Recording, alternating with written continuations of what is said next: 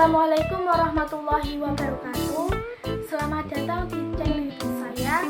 Pada kesempatan kali ini saya akan menjawab soal ujian tengah semester mata kuliah aplikasi bahasa Indonesia, di mana aplikasi bahasa Indonesia ini diampu oleh Bapak Dr. Irfan Fatahur Rahman MPD.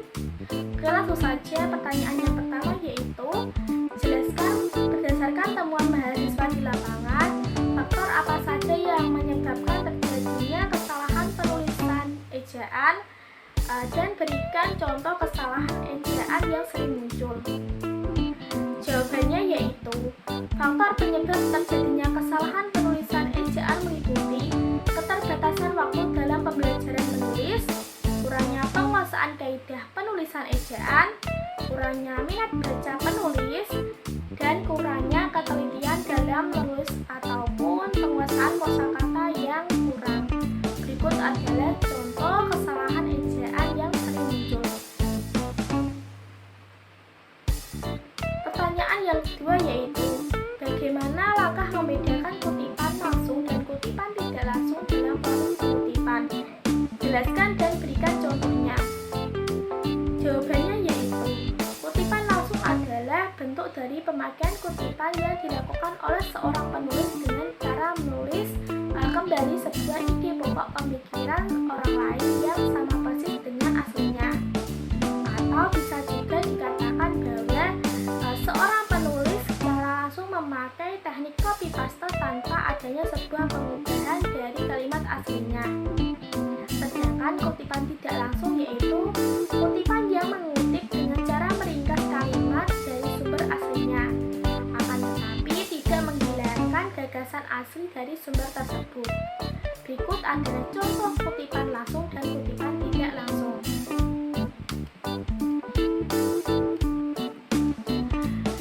Pertanyaan yang ketiga yaitu, apa perbedaan dari biografi dan bibliografi?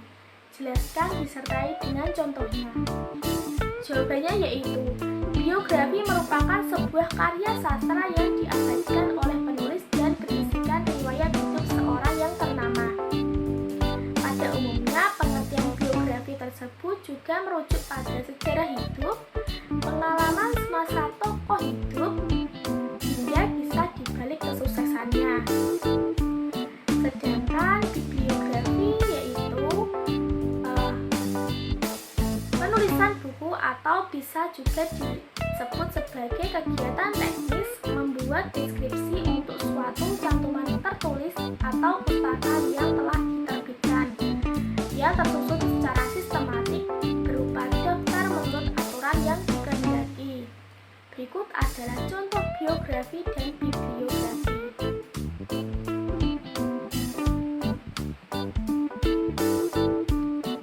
Pertanyaan keempat yaitu, apa perbedaan makna antara kata pukul dan jam jika dilihat dari penggunaan untuk menunjukkan kata pengganti waktu?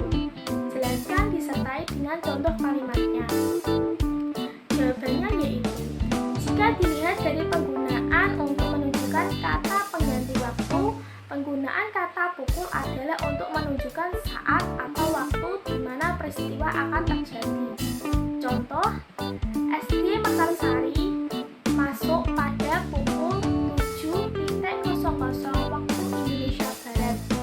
Contoh yang kedua yaitu, Erni pulang sekolah pukul 12.00 waktu Indonesia Barat. Sedangkan dilihat dari penggunaan untuk menunjukkan kata pengganti waktu, kata jam menunjukkan masa maupun benda ataupun jangka waktu yang sering juga kita sebut dengan durasi. Contohnya, Rima dan Elni selalu memakai jam tangan di tangan kanannya. Contoh yang kedua yaitu, jarak tempuh Demak sampai Jepara dengan sepeda motor sekitar 3 jam apabila terjadi kemacetan. Pertanyaan yang kelima yaitu, bahasa berdasarkan hakikatnya merupakan sistem bunyi bermakna.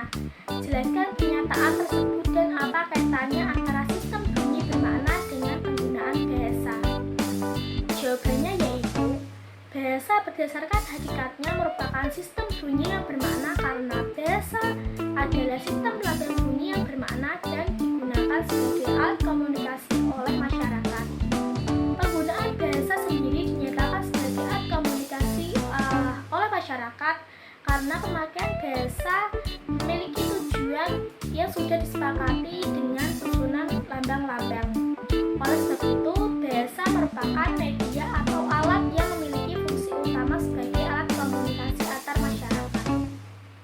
Pertanyaan yang keenam yaitu, mengapa sering terjadi kesalahan penulisan koma? Jelaskan disertai 5 contoh kesalahan tersebut. Jawabannya yaitu, kesalahan penulisan koma dapat disebabkan karena seseorang tidak peduli dengan tanda baca, serta ketidakcermatan maupun ketidaktelitian pada saat menulis.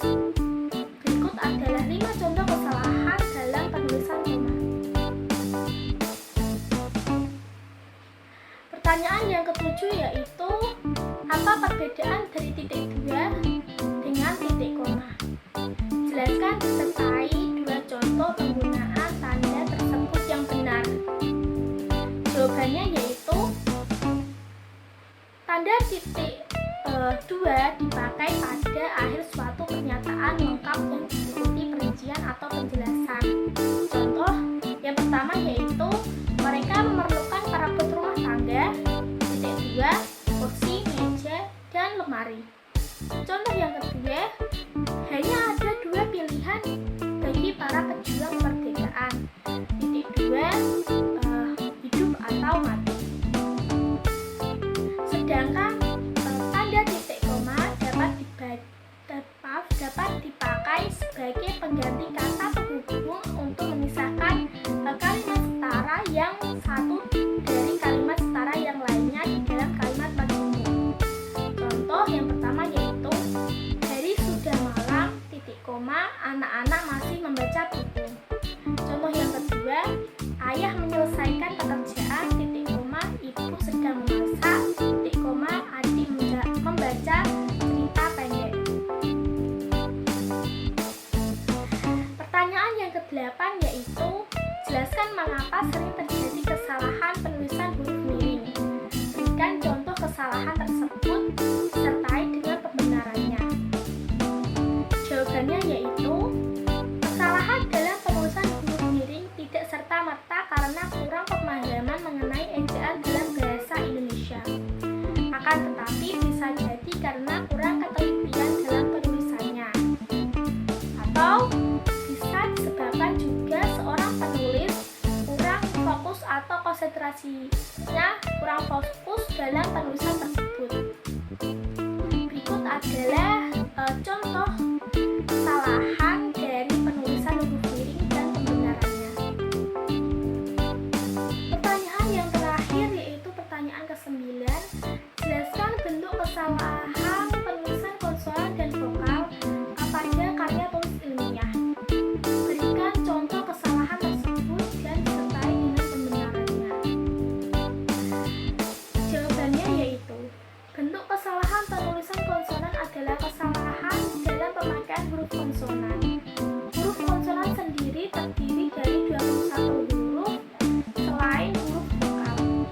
Dan kesalahan pemakaian huruf konsonan sendiri dapat terjadi di awal, di tengah maupun di akhir kata.